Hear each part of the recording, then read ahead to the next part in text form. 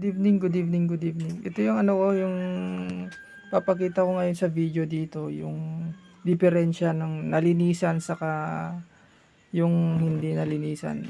Ito kasi nalinisan sabay kulay na rin, ayan.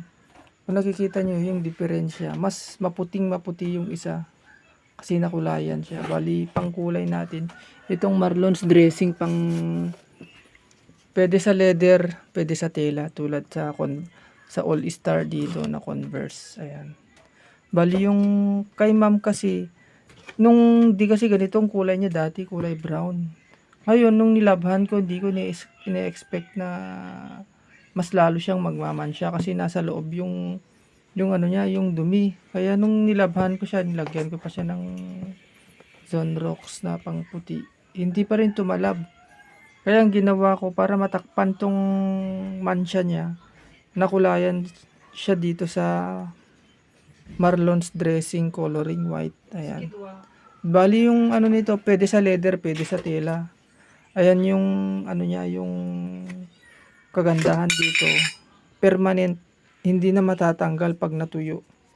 Hindi tulad sa ibang coloring na pagka natuyo, nagbabalate ito, hindi tumatagos talaga sa loob. Yung kapit ng ano nito ng Marlon's dressing. Ayan. Itong kulay kasi nito, ano kasi ito 100% cotton. Yung cotton kasi mabilis, ano siya, makapit talaga sa mansya. Once na dumihan, mahirap nang tanggalin yung dumi. Katulad nitong sapatos dito ngayon na Converse All Star. Ayan. Bali, ginawa ko pala dito, tinahi ko na rin saka nilinis.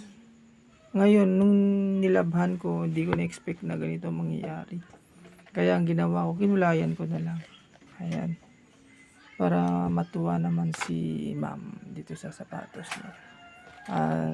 Thank you and God bless sa inyong lahat. Salamat!